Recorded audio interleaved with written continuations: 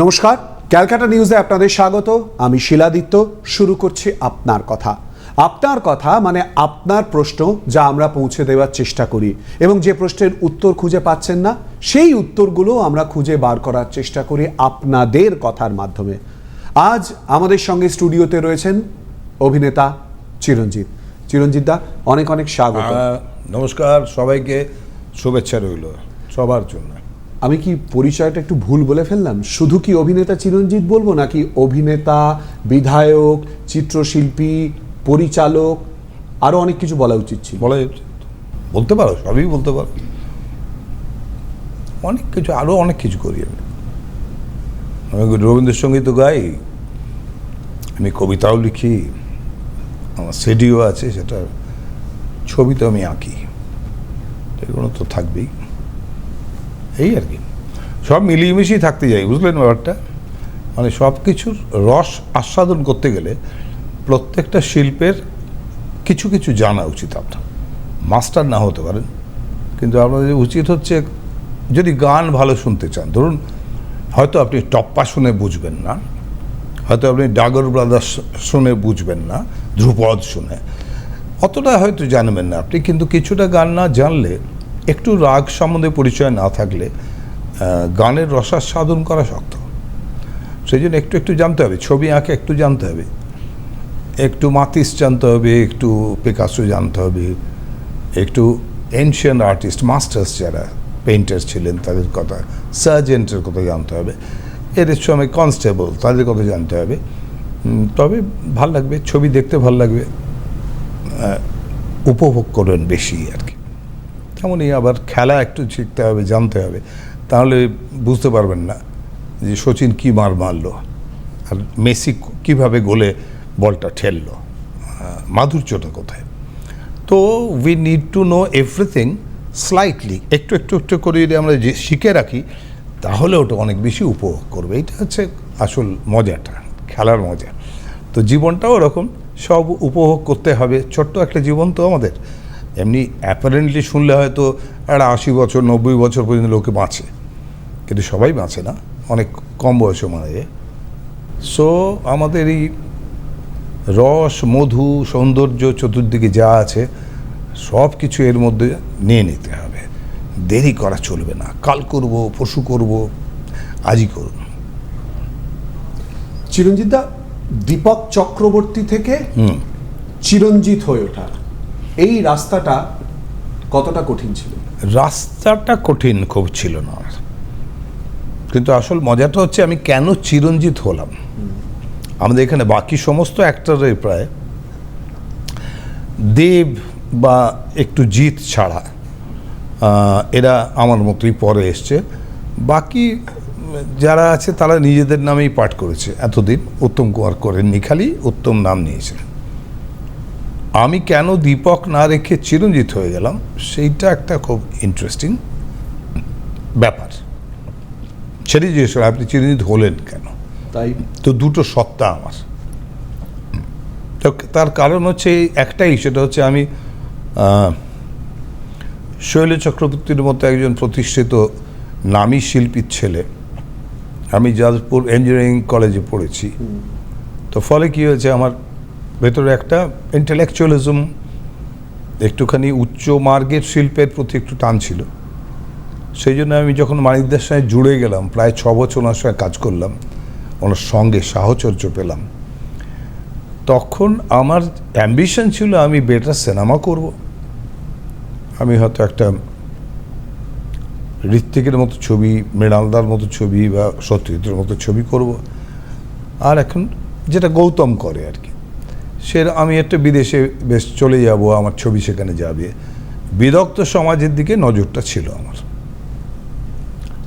কিন্তু সেটা করতে গিয়ে আমি অনেক চেষ্টা করার পরে, যখন আমার স্ক্রিপ্ট নিয়ে ঘুরে ঘুরে ক্লান্ত হয়ে পড়েছিলাম, ওই কম বয়সেই, তখন আমি নিউজ পড়তাম।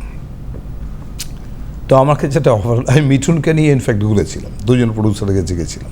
ও হিরো হবে, আমি ডিরেক্টর হব। তো ডিরেক্টর হওয়াটা আমার মেশিন ছিল। কিন্তু যখন কিছুতেই পেনিট্রেট করতে পারছিলাম না, তখন আমি একটা অফার পেলাম, ছবির অফার, তাতে আমায় হিরো হতে বললো। কারণ আমি ওই নিউজ রিডার হিসেবে একটু পপুলার হয়ে গেলাম, লোকে বলছিল এ হিরো হয়ে যাবে, এবং আমার ইচ্ছে হলো যে তাহলে একটু হিরো হয়ে যাই।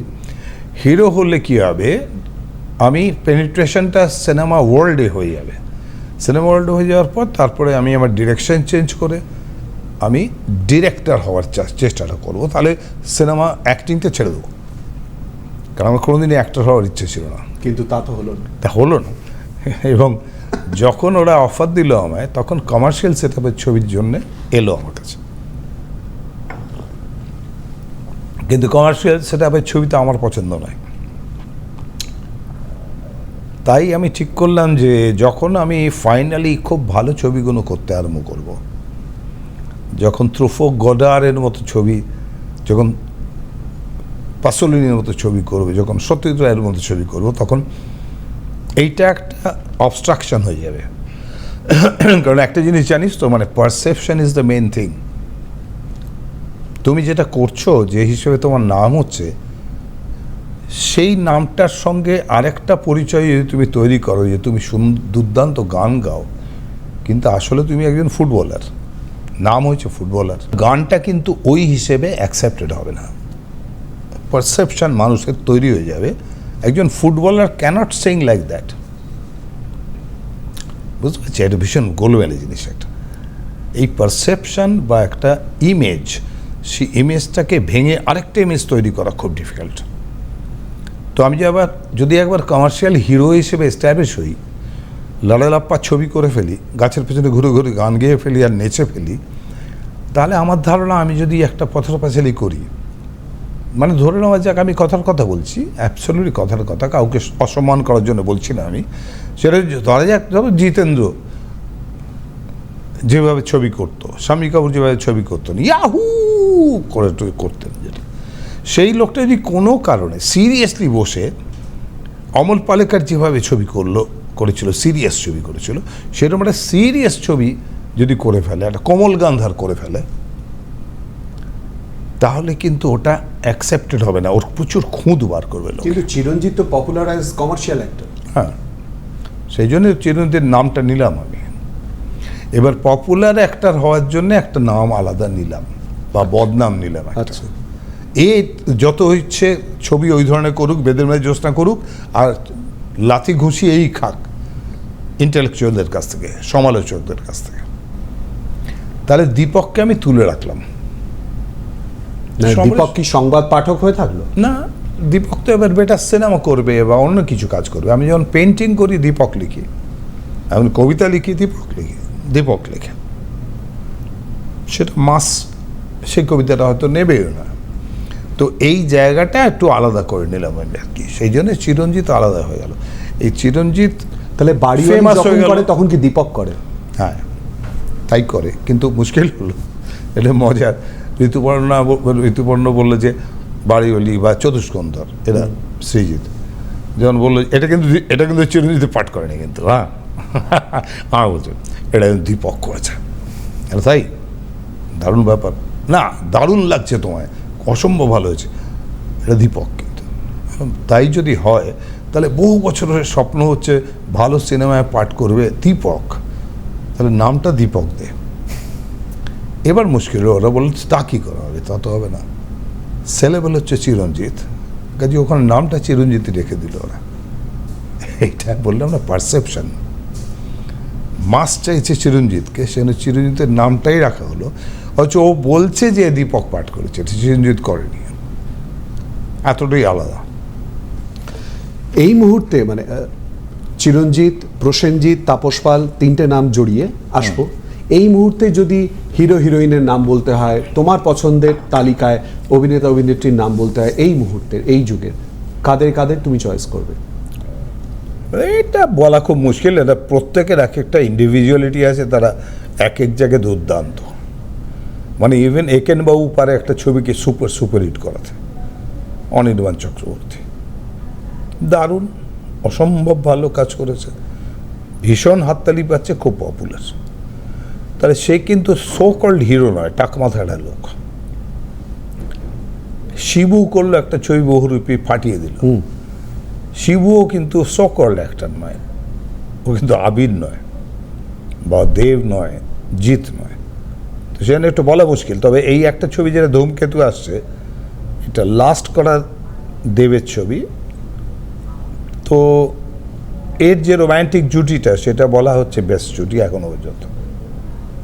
তো এই দুজনকে আমার খুব ভালো লাগে, নিশ্চয়ই ভালো লাগে, শুভশ্রীকে, দেবকে। তো আমায় বাঁচতে বললে আমি এই দুজনকেই বাঁচবো এক্ষুনি। আচ্ছা, দেব এবং শুভশ্রী, বুঝতে পেরেছি। খলনায়ক কাকে বলবো তোমার চোখে? খলনায়ক অ্যাকচুয়ালি নেই কেউ আমাদের এখানে, সেই খলনায়কটা নেই। ওই সময় যেটা ছিল সেটা একেবারেই নেই। উত্তর ফাল্গুনতে যেমন ছিল সেরকম খলনায়ক নেই, বিকাশ রায় নেই। ইনফ্যাক্ট লাস্ট বোধহয় খলনায়ক বলতে যদি মার্ক করা যায় তাহলে বোধহয় লাস্ট বিপ্লব চ্যাটার্জি আছে, যাকে নাম বললেই তুমি খলনায়ক বলে দেবে। কিন্তু এখন কি হয়েছে, এখন কম্বিনেশন হয়েছে, বহু ভালো ভালো অভিনেতা আছে যারা খলনায়ক করে এবং খুবই ভালো করে, সুন্দর করে। I love them. চিরঞ্জিত নিজে কোন জুটিটাকে খুব বেশি পরিমাণে পছন্দ করবে? চিরঞ্জিত দেবশ্রী, চিরঞ্জিত শতাব্দী, নাকি অন্য কিছু? এটা বলা মুশকিল, কারণ প্রত্যেকটা আর্টিস্টের সঙ্গে আমি কাজ করেছি, প্রচুর কাজ করেছি। আমি সবচেয়ে বেশি কাজ করেছি ঋতুপর্ণার সঙ্গে, আমার নাম্বার অফ ফিল্মস বেশি। তো এটা বলা মুশকিল আছে, এক একটা রোলে এক একজন ভালো ফিট করে। সেক্ষেত্রে এরা তিনজনই খুব ভালো, খুবই ভালো। দেবশ্রী, শতাব্দী, ঋতুপর্ণা খুব ভালো। আগে তো প্রথমে মহুয়া ছিল আমার সঙ্গে, এমনকি আমার হিরোইন ছিল সৌমিত্রা মুখার্জিও। ছবি আছে আমাদের, সিঁদুর বলে একটা ছবি আছে। সে আবার মার রোলও করেছে পরে আমার প্রতীকে। এই আর কি, আমাদের মার রোল করেছে শকুন্তলা বড়ুয়া, সে আমার হিরোইন ছিল জীবনে, যেটা আনন্দের বাংলা হয়েছিল। তো এরকম সেই জন্য বলা মুশকিল কোন রোলে, কোন কোন রোলে কে কোথায় ভালো করছে, সেটা সেখানে তাকেই ভালো লাগে, আরেকজন তো সেটা ঠিক নয়, ফিট করছে না। ইন্দ্রাণী দত্ত ইভেন কেঁচুকুর থেকে উঠে, অসম্ভব ভালো ওই ছবিটা, অসম্ভব বড় হিট। চিরঞ্জিত প্রসেনজিৎ বন্ধুত্ব, চিরঞ্জিত প্রসেনজিৎ জুটি কিরকম চলছে? হ্যাঁ, অনেক ছবি করেছি আমরা, আর একদম রিসেন্টলি এক্ষুনি করলাম একটা ছবি, ছোট, আমার রোলটা ক্যামিও একটা রোল, কিন্তু খুব ইম্পর্টেন্ট রোল। সেটা কাকাবাবু করলো, যেটা আসবে, ডাবিং হচ্ছে এখন। তো বহুদিন বাদে আমরা দুজন একটা ছবিতে আছি। ও নিজেই এসে বললো আমায় যে একটা, অনেকদিন আমরা ছবি করিনি, একটা করবে, এই রোলটা করে দেবে। ওর যে মেন্টার, সেই রোলটা আর কি, যে ওকে কাকাবাবুর অ্যাডভেঞ্চারে বা যে কোনো অ্যাডভেঞ্চার সে ইন্সপায়ার করতো। I am dying in the film, মারা যাচ্ছি অবস্থা এরকম, আর ওকে ইনস্ট্রাকশন দিয়ে যাচ্ছি কীভাবে করতে হবে। হিরে উদ্ধার একটা গল্প আর কি, সুনীলদার গল্প, যে আমার কাকাবাবুর গল্প হয় সেরকম। তো ওর সঙ্গে আগে তো অনেক ছবি করেছি, বোধহয় 7টা ছবি 8টা ছবি আছে ওর সঙ্গে আমার। তো তার জুটি সবই প্রায় হিট আছে, রক্তলেখা থেকে, রক্তনদীর ধারা থেকে, আরও কত ছবি আছে আমার। চিরঞ্জিত প্রসেনজিৎ জুটির গল্প, বন্ধুত্বের গল্প যেমন আমরা শুনছি, তার পাশাপাশি সিনেমার সঙ্গে জড়িয়ে থাকা জীবনের অনেক ওঠাপড়ার গল্প জানবো আপনার কথায় ছোট্ট একটা বিরতির পর। সঙ্গে থাকুন।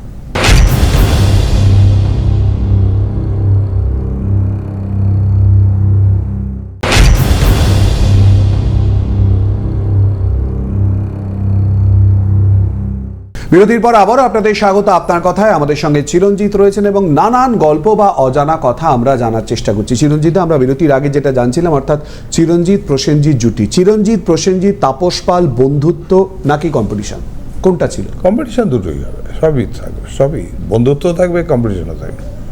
কিন্তু কোনোদিন আমাদের সবসময় কম্বিনেশন হতো, আড্ডা মারতাম, মজা হতো, সবসময় মজা আছে। এই তো এবার তো বলছি, এই ছবিটাতে এই কদিন আগেই তো আমি বম্বে গেলাম, গিয়ে ওর ছবিতে, বোম্বার ছবিতে, তো বম্বে গেলাম, বম্বে গিয়ে ওর ফ্ল্যাটে থাকলাম, ওর ফ্ল্যাট থেকে আবার গেলাম আমরা শুটিং করতে, সেখানে আবার দুজন একসঙ্গে গেলাম। এরকম ফেরার সময় আমি ফিরলাম, কারণ ওর তখনও কাজ বাকি ওখানে, সেই জন্য। তো বেশ গল্পগুজব হলো, খাওয়া দাওয়া হলো, ভালোই তো। যে কোনো সিনেমার অনেকগুলো ক্ষেত্র থাকে আর কি, চিরঞ্জিতের ডায়লগ যেগুলো আজও ঘুরে ফিরে আসছে সর্বত্র। ডায়লগ মাস্টার বলে আমার বলা হয়, ডায়লগ মাস্টার। মানে আমি যদি স্বর্গে যাই, যদি কাল মারা যাই ধরুন, তাহলে গিয়ে স্বর্গে গিয়েও বোধ হয় আমার ডায়লগ বলতে হবে। তাহলে এখানে এন্ট্রি নিলে বোধ হয়। তাহলে এখানে একটু বলতে হবে প্লিজ। না, ডায়লগ পরে হবে, একদম শেষে দেখা যাবে। এই ডায়লগ সিকোয়েন্সের ছবি কি আমরা আগামী দিনে প্রত্যাশা করতে পারি? ডায়লগ সিকোয়েন্সের ছবি এখন হওয়া শক্ত আছে। তখন যে কমার্শিয়াল সেট আপে আমরা ছবিগুলো করতাম, তাতে আমার লেখা ডায়লগই বেশিরভাগ থাকতো, প্রভাত রায়েরও থাকতো, বা অন্য ছবিতেও থাকতো। ডায়লগ লেখা হতো স্পেশালি। লাস্ট মিঠুনের জন্য কিছু ডায়লগ লেখা হয়েছে, মারবো এখানে লাশ পড়বে শ্মশানে, এই ধরনের। আর আমি লিখেছি, আমার ছবিগুলো সময় লিখতাম আর কি। তখন সেই ধরনের ডায়লগ, একদম বেছে একটা ডায়লগকে বলা এবং সেটাকে এস্টাবলিশ করা, সিনেমাতে যেন ডেফিনেট হাততালি পড়বে এরকম একটা ডায়লগ তৈরি করা, সেটা তৈরি করতে হয়, বানাতে হয়। সেই স্কিলটা এই মুহূর্তে কোনো এখানে ডায়লগ রাইটারের নেই। এরা অনেক বেশি ন্যাচারাল ডায়লগ পছন্দ করে। আজকাল অ্যাক্টিংটাও হয়ে গেছে অনেক বেশি ন্যাচারাল, নর্মাল অ্যাক্টিং করে সবাই। সেই জন্য ওই ধরনের ডায়লগ, মানে আমি যদি খুব কমফোর্টেবলি আমার ডায়লগটাই বলি, এমনি জাস্ট বলি যদি আর কি, যে সুভাষ, বউ হারালে বউ পাওয়া যায়, কিন্তু মা হারালে মা পাওয়া যায় না, তাহলে কিন্তু এই ডায়লগটা এরকম হতো না। যতক্ষণ না তার মধ্যে একটা ফোর্স আসবে, যতক্ষণ না তার মধ্যে স্ট্রেচ করব, যতক্ষণ না তার মধ্যে একটা সুর আসবে, ছন্দ আসবে। যেমন মারবো এখানে লাশ পড়বে শ্মশানে, এটা বললে কিচ্ছু এসে যাচ্ছে না, কারণ কখনো এই ডায়লগটা হিট হবে না। তেমন ওটাকে বলতে গেলে ওইভাবে বলতে হয় যেভাবে মিঠুন বলেছে। ডায়লগ নিয়ে এত কথা হলো, চিরঞ্জিত দা ডায়লগটা দিয়েই দাও, নাহলে আমরা এগোতেই পারছি। তাই তো দিচ্ছি, ডায়লগ তো দিয়েই যাচ্ছি আমি। হয়তো যদি না বলা হয় কথাটাকে সেভাবে, মারবো এখানে লাশ পড়বে শ্মশানে, যদি এইভাবে না বলা হয়, তাহলে ডায়লগটা হিট করবে না। তার জন্য ক্লোজ আপ লাগবে, তার জন্য চার্জ করতে হবে মুখে, তবে হবে। সব কিছু মিলিয়ে ওটাকে হিট করাতে হবে।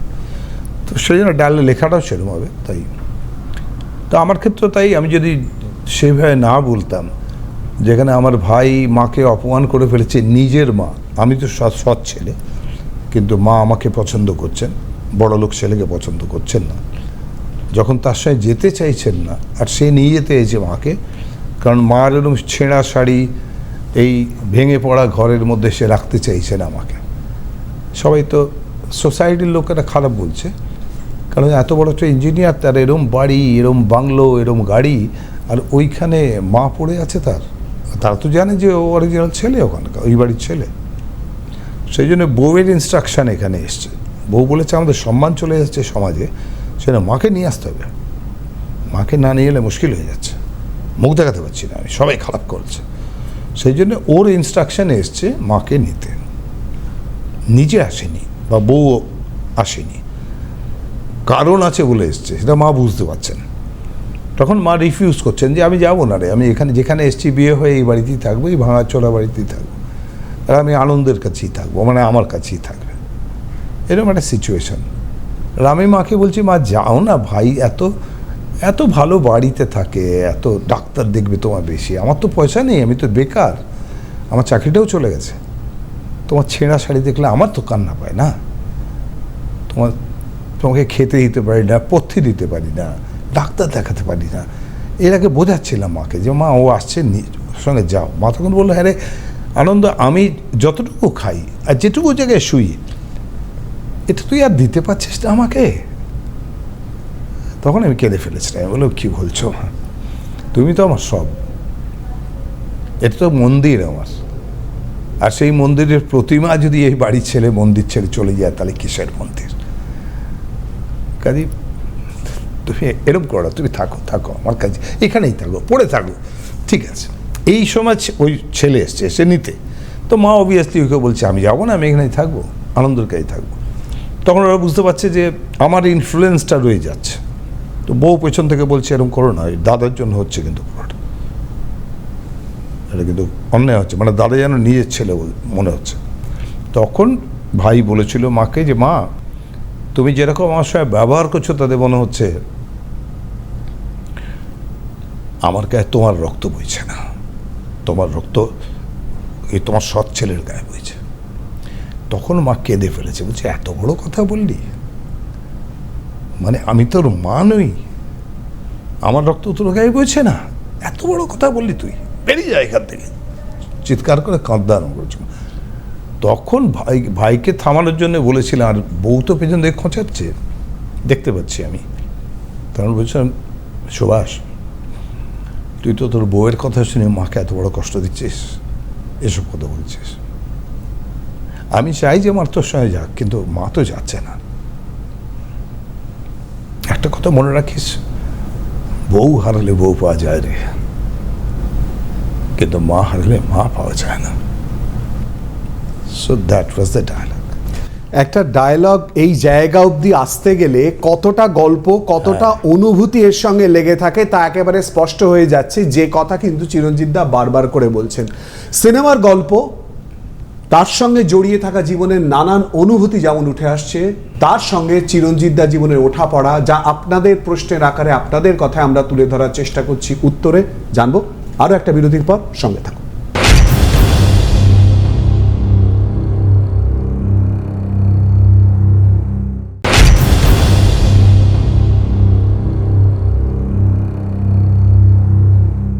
বিরতির পর আবারও আপনাদের স্বাগত। অভিনেতা চিরঞ্জিত আমাদের সঙ্গে রয়েছেন, আর সংলাপ, যে সংলাপটা আমরা শুনতে চাইছিলাম বিরতির আগেই শুনিয়ে দিয়েছি, আর এবারও নানান কথা আমরা জানবো। চিরঞ্জিত দা, একটুখানি যে প্রসঙ্গে আসবো সেটা হচ্ছে, একদিকে অভিনেতা বা অভিনয়ের সত্তা বা নায়কের সত্তা, আর একদিকে রাজনীতিবিদ বা বিধায়কের সত্তা, ব্যালেন্স কি করে করো? ডিফিকাল্ট, ব্যালেন্স করা শক্ত।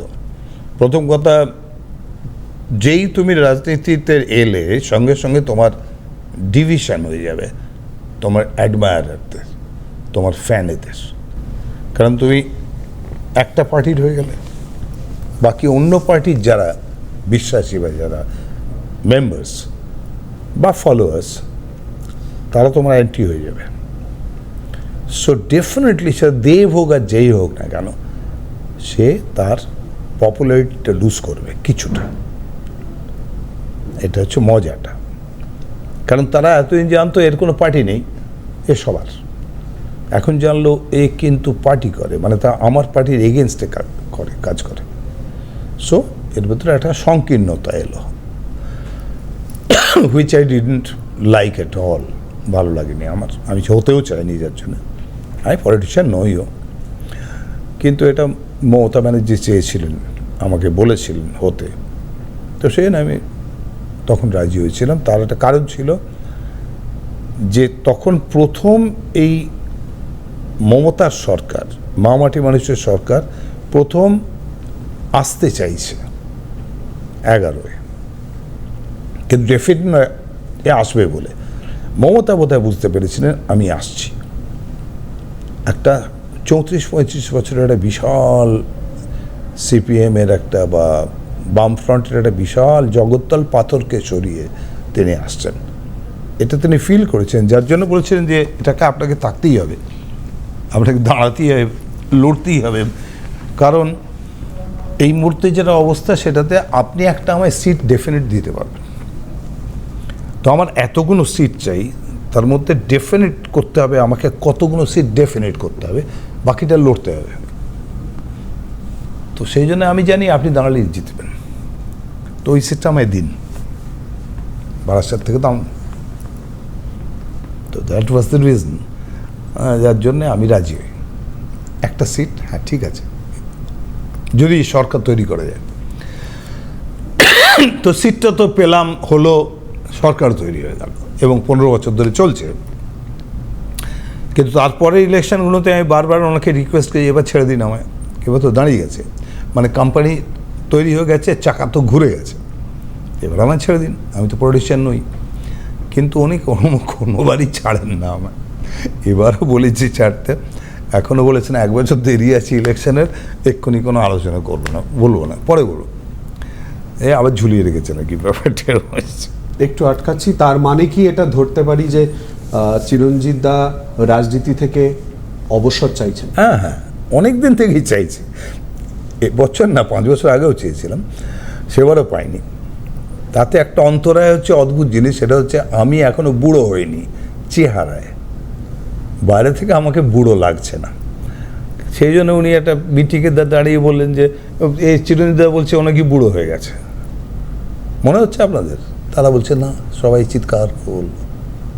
তাহলে কিচ্ছু হয়নি, ঠিক আছেন আপনি, বাস হয়ে গেল। তাহলে আমার আবার দাঁড়াতে হবে, কনফার্ম হয়ে গেল। ঠিক এটা হচ্ছে প্রবলেম একটা।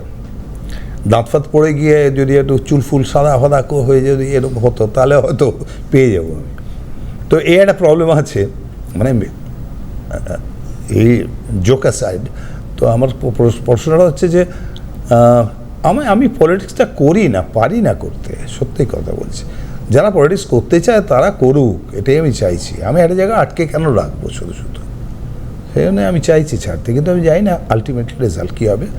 যদি উনি আমাকে ফাইনালি বলেন যে আপনার থাকতেই হবে, তাহলে তো আমি ওনাকে অত্যন্ত শ্রদ্ধা করি। আমি জানি উনি আমাদের এখানে এই বিশাল পরিবর্তনটা আনতে পেরেছেন, একমাত্র মানুষ।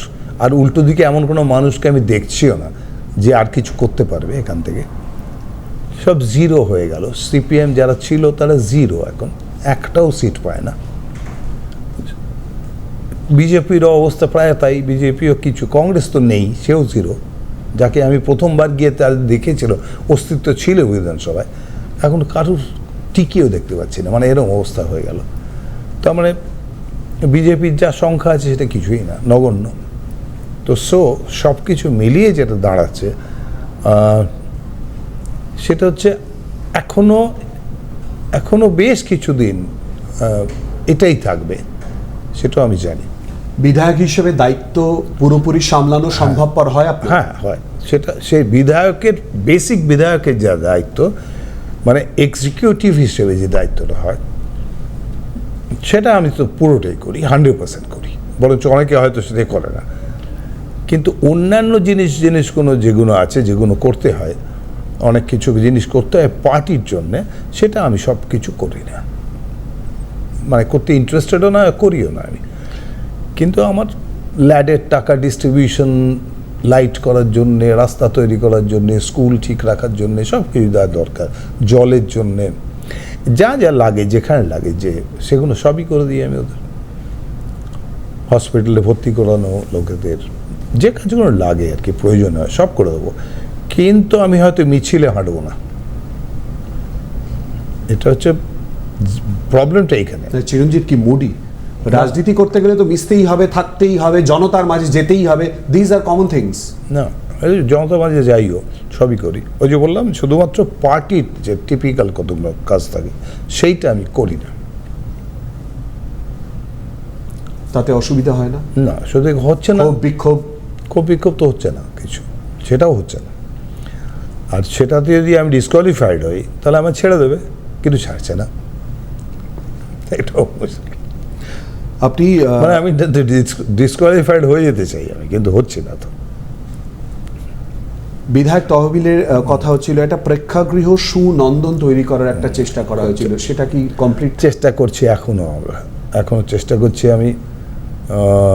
একেও বলেছি, ইন্দ্রনীলকেও বলেছি, মিনিস্টারকেও বলেছি, বলে ওই কিছু টাকা চাই, তো টাকাগুলো না পেলে তো হবে না, একটা বড় টাকা চাই। মানে আমি চাইছি একটা জায়গায় 3টে কম্বিনেশন অফ 3 হবে, 3 in 1 আর কি।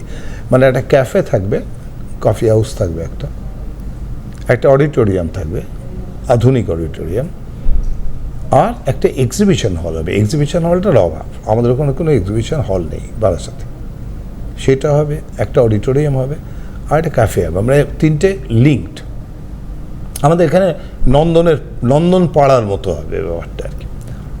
তাহলে কফি খেতে গেলি, গিয়ে গল্প করতে করতে বলি এটা এক্সিবিশনটা ঘুরে নিই, এক্সিবিশন দেখে ফেললি। এক্সিবিশন দেখে মনে হলো আজকে একটা প্রোগ্রাম আছে, খুব ভালো দেখছি, বাহ আজকে একটা ভীষণ ভালো সিটার রিসাইটাল আছে, কিংবা একটা নাটক আছে, ঢুকে যাই। তুমি একই জায়গায় 3টে ফ্লোরেতে তুমি 3টে জিনিস পেয়ে যাবে। তো সেটা খুব পছন্দ না। সুনন্দন নামটা আবার উনি বললেন না, পাল্টাতে হবে একটু কিছু। তারপরে আমি নতুন নাম ঠিক করেছি 3 কন্যা, 3টে বলে 3 কন্যা নাম দিয়েছি। সে সব পছন্দ হয়ে গেছে, এখন টাকাটা চাই, টাকাটা পেলেই করে দেবো। এর সঙ্গে যেটা জিজ্ঞেস করা সেটা হচ্ছে এখন যারা অভিনয় করছে, সিনেমার সঙ্গে জড়িত হচ্ছে, সিরিয়াল, এই যে জায়গাটা, এই মুহূর্তে সিরিয়ালের অভিনয়ের জায়গাটা কেমন মনে হয়? এমনিতে বলছি এখন সেইভাবে স্টার হওয়া খুব ডিফিকাল্ট আছে, যেহেতু আমাদের হলগুলো বন্ধ হয়ে গেছে। যতক্ষণ না মফস্বল গ্রাম অঞ্চলের সব জায়গা থেকে মানুষ চিৎকার করবে তোমাকে দেখে, ততক্ষণ তুমি স্টার হতে পারবে না। তুমি শিল্পী হতে পারো, অ্যাক্টর হতে পারো, কিন্তু স্টার হতে পারবে না। সেই জন্য আমাদের খুব স্টারের অভাব এখন। স্টার আর কেউ হচ্ছে না। কেন? শুধু এই মফস্বলের জন্য? মফস্বলের জন্য সেই দর্শকটা নেই। মানে ঋত্বিক চক্রবর্তী সুপার ফাইন একজন অ্যাক্টর, খুবই এলিজিবল অ্যাক্টর, কিন্তু রাস্তা দিয়ে হাঁটলে ভিড় হয় না। এটা হচ্ছে মজাটা। আর সেই ধরনের ছবি সে করে না যে ধরনের ছবি ওরা দেখে। আজ করলেও যদি সেই ধরনের ছবি করেও, তাহলেও সেটা গ্রামাঞ্চলে হল নেই যে তাদের কাছে পৌঁছচ্ছে। কিন্তু চিরঞ্জিত দা, শহর থেকেই বাংলা ছবি থেকে একটা সময় মানুষ মুখ ফিরিয়েছিল, সেই জায়গায় তো মাল্টিপ্লেক্সে ধীরে ধীরে ধীরে ধীরে যেতে শুরু করেছে, বিভিন্ন ধারার ছবি দেখছে। এটাও তো পজিটিভ সাইড। খুব কম, খুব কম, খুব কম। ছবি তো কমে গেছে প্রথম কথা। গত বছর বোধহয় 26টা ছবি হয়েছে, এটা তো 100-র উপরে হতো। সিরিয়ালের জায়গায় সিরিয়ালও তো কমে গেছে, সব তো বন্ধ করে দিচ্ছে থেকে থেকে। কেন জানি না কেন, বিজনেস নেই। সোজা কথা, পয়সা না এলে হবে না। যা থেকে পয়সা আসবে সেটা চলবে, যা থেকে পয়সা আসবে না হবে না, সেটাই তো ব্যাপার। কিন্তু সিরিয়াল ইন্ডাস্ট্রিটাকে ধরে রেখে নেই। হ্যাঁ, সিরিয়ালই তাও ধরে রেখেছে, মানুষগুলো বেঁচে আছে তার জন্য। আদারওয়াইজ অ্যাক্টররা বাঁচত না, ট্রলি বাঁচত না, লাইট বাঁচত না। সিরিয়াল এখনো পর্যন্ত রেখে দিয়েছে, বাঁচি আমাদের।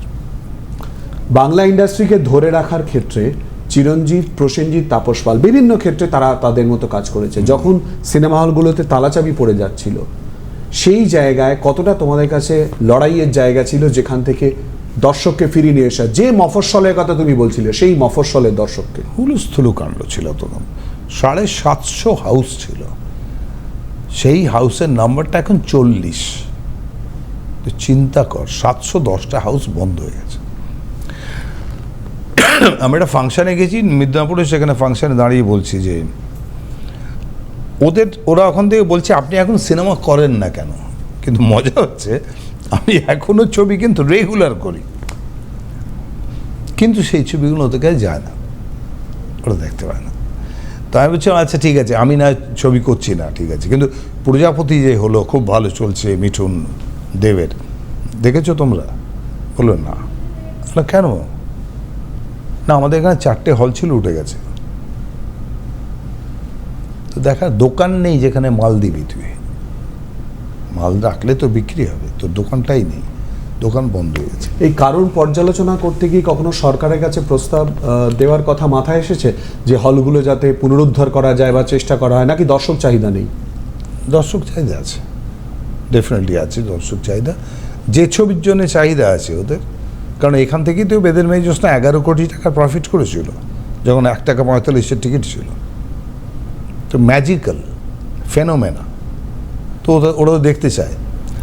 যে ছবি আমরা পরের দিকে দিলাম, ইন্টেলেকচুয়াল ছবিগুলো, সেগুলো তারা ছুঁড়ে ফেলে দিল, নিল না, হল থেকে বেরিয়ে গেল, আর ঢুকলো না হবে। তাহলে কি হিন্দি ছবি আবারও ঢুকে গেছে? হিন্দি ছবি ঢুকেছে কিছু কিছু, হিন্দি ছবি খুব একটা বাংলায় চলে না, কারণ বাঙালি খুব একটা হিন্দি ছবি দেখে না।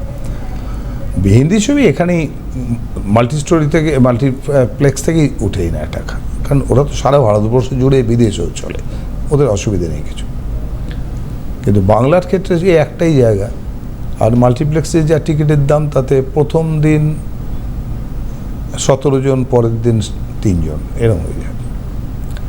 তো চলে না, বেশিরভাগ ছবি চলছে না। রিসেন্ট ছবির একটা লিস্ট নিয়ে বসে বলে দিচ্ছি আমি কি অবস্থা। কিছুটা তো হতাশার জায়গা বারবার করে চিরঞ্জিত দার কথায় বারবার করে চলে আসছে, অর্থাৎ হতাশার জায়গা কিছুটা।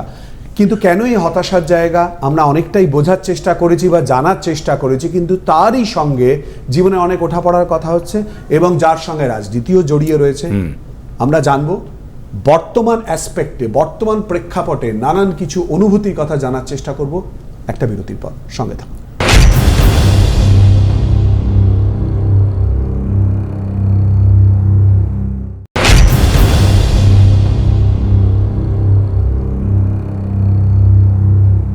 বিরতির পর আবারও আপনাদের স্বাগত ক্যালকাটা নিউজে। আপনাদের কথা, আমাদের সঙ্গে রয়েছে নবীন নেতা চিরঞ্জিত। চিরঞ্জিতা, কিছুক্ষণ আগে রাজনীতির কথা হচ্ছিল, রাজনীতিতে পুরো সময় দেওয়া না দেওয়া বা রিটায়ারমেন্টের প্রসঙ্গ চলে এলো। দুটি সাম্প্রতিক ঘটনা পশ্চিমবঙ্গে আলোড়ন ফেলে দিয়েছিল। এক হচ্ছে আরজি কর, এবং তার বেশ কিছুটা সময় যেতে না যেতে কসবার একটি ঘটনা ইতিমধ্যেই সামনে চলে এলো। শিল্পী চিরঞ্জিতের মনে এর এফেক্ট কতটা? খুব দুঃখের, আমি মর্মাহত, আমার খুব খারাপ লেগেছে। একটা হসপিটালের মধ্যে নিজের জায়গায়, নিজেদের জায়গায়, ডাক্তারদের জায়গায় সমস্ত কিছু নিজেদের হাতের মুঠোর মধ্যে রয়েছে, এটা রাস্তাঘাট নয়। সেখানে একটা মেয়ের এই লাঞ্ছনা, এটা সহ্যের অতীত। ঠিক সেম জিনিসটা এখানে একটা কলেজের মধ্যে, এখন আওতার মধ্যে, মানে বাড়ির মধ্যে, বা আমার কলেজ, আমি তো আমার কলেজ বলি, এরকম আর কি ব্যাপারটা। সেটা নিয়ে গর্ব করি। অ্যালামনি হয়, যাদবপুরে অ্যালামনি, সেখানে গিয়ে একটা প্রোগ্রাম হয়, সেখানে গিয়ে আমরা হুল্লোড় করি সবাই মিলে, ভাবি কি হচ্ছে। সেই কলেজের মধ্যে রেপড হবে একটা মেয়ে, কল্পনার বাইরে। এক দুঃসহ ঘটনা, যেটা কখনো ঘটা উচিত না। চরম শাস্তি দেওয়া উচিত এই অপরাধীদের। কিন্তু এমনই সিস্টেম, আমি এমনকি বিচার ব্যবস্থা নিয়েও বলছি, তারা হাত পা বাঁধা। আমার যা মনে হলো এই দুটো পরিস্থিতিতে তারা কিছুতেই সিদ্ধান্তে পৌঁছতে পারল না। এখনো কেন অভয়ার সিদ্ধান্তে পৌঁছয়নি, সেই একটি ধরে রাখা লোককে তাকে অ্যারেস্ট করে বসে আছে, আর কেউ অপরাধী হচ্ছে না। এটা আমার কাছে দুর্বোধ্য। এখানেও তাই, সেম জায়গায় কসবাতেও এটা কত দূর, অনেকটা স্টেপ নেওয়া হয়েছে, অনেক দূর এগিয়েছে। মানে ন্যাচারালি আমরা যা যা বলবো, যেরমভাবে বলবো, সেটাই যেন ফলো করা হচ্ছে। কিন্তু এর শেষ দেখতে হবে, কোথায় শেষ হয়। প্রশাসন শাসক দল নিয়ন্ত্রণ করছে, সেখানে তাদের সম্পর্কে বারবার সমালোচনায় বিদ্ধ হতে হচ্ছে। বিরোধীরা নানান প্রসঙ্গ তুলছে। আইন শৃঙ্খলা রাজ্যের দায়িত্ব। কোথাও সেখানে মনে হয় না চিন্তা বাড়াচ্ছে? হ্যাঁ, কিছু তো বাড়াচ্ছে, মানে অভয়ের ক্ষেত্রে মনে হয়েছে আমার বেশি। এখানে এখনও মনে হচ্ছে না। এখানে এখনও পর্যন্ত অ্যাকর্ডিং টু প্রশাসনে যা করা উচিত সেটাই যাচ্ছে। যে দুষ্কৃতীরা কাজ করছে তারা আবার কিভাবে পাওয়ারফুল হলো না হলো, সে একটা বিশাল আলোচনা, বিরাট ব্যাপার। এখন একটা খুব বড় একটা দলের মধ্যে বহু লোক বিচ্যুত হতেই পারে জায়গা থেকে। যেমন একটা সমাজের মধ্যে কিছু লোক বিচ্যুত হবে, তার জন্যই আইন ব্যবস্থা থাকবে, তার জন্যই পুলিশ থাকে। তাহলে পুলিশের দরকারই ছিল না আমাদের। ধরো কোনো অপরাধী করে না কেউ, তাহলে কোনো প্রয়োজনও নেই পুলিশের। কিন্তু পুলিশ ডিপার্টমেন্ট এত বড়, এত স্ট্রং করতে হয় কেন? তার কারণ হচ্ছে অপরাধ হবেই, সবাই জানে। তেমনই একটা বিরাট দলের মধ্যে সেই সমাজটাই আছে। যত বড় হবে দল, তার মানে তত বেশি সংখ্যায় লোক আছে, মানুষ আছে। তার মধ্যে বিচ্যুতি হবে, কিছু ভুল ত্রুটি হবে, সেটা হবে, সেই পর্যন্ত মানা যায়। কিন্তু যখন তার মধ্যে কে কিভাবে ইনস্টিগেট করছে এবং কে কিভাবে প্রোটেকশন দিচ্ছে সেটা ভাবলে তাহলে মুশকিল আছে। তখন সেখানে গলত পেলে তখন অসুবিধে আছে, এবং সেটার ঠিক মতো নিরাময় হওয়া উচিত এই অসুখটার। বারাসাতে যেহেতু আপনি বিধায়ক, সেই জায়গায় কামদুনির কথা বারবার করে চলে আসে। কতটা চিন্তা বাড়িয়েছিল? একই সেম। সেটা হচ্ছে যে ওই পলিটিক্যাল প্রোটেকশনটা পাওয়াটা আমার কাছে অবাক লাগে। কেন পলিটিক্সের মধ্যে আমরা প্রোটেকশন দেবে কেন, বা সে প্রোটেকশন নেবে কেন? মানে সেই জায়গায় অন্য লোকেরা ভয় পাবে কেন তাকে? হয়তো ধরে যাক আমরা দল থেকে তাকে প্রোটেকশন দিচ্ছে না, কিন্তু যেহেতু দলের সঙ্গে যুক্ত আছে, সেটা সিপিএমের সঙ্গে যে যুক্ত ছিল তখন, যে কংগ্রেসের সঙ্গে যুক্ত ছিল তখন, তারা সব একই কাজ করেছে। হয়তো প্রোটেকশন দিচ্ছে না তাকে, কিন্তু ওর ওই নামটাই সব ব্যাপার হয়ে যাচ্ছে, কিছু মানুষের ভয় পেয়ে পিছিয়ে যাচ্ছে। এটা ফিল করেছে। এটা অদ্ভুত ব্যাপার। এই ছেলেটার কি পরিচয়, কি পাওয়ার, তেমন হিসেবে কোনো পাওয়ার নেই। কাউন্সিলরও নয়, এই আমাদের ছাত্র পরিষদের বিরাট একটা মাথাও নয়, কিন্তু এর একটা টাচ আছে, ছোঁয়া আছে। চিরঞ্জিত দা, একদিকে আপনি সমালোচনা করছেন, খুব স্বাভাবিক, এরকম আমি করেই থাকি। কখনোই এই করেই থাকে, এই প্রসঙ্গটাই আসছে। এটাই বলছি। মহিলাদের পোশাক নিয়েও আপনি সমালোচনা করেছিলেন, এই প্রসঙ্গগুলো কেন তুলেছিলেন?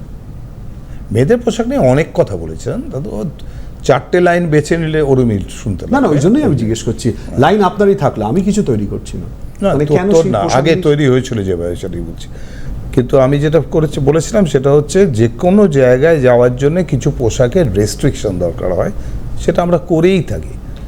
আমরা বেনারসি পরে, গয়না পরে শ্রাদ্ধ বাড়ি যাই না, এগুলো ওরা ওখানে দেয়নি, যেগুলো আমি বলেছিলাম পুরোটা। ওটা প্রায় কয়েক মিনিট ধরে বলেছিলাম তো সেটা।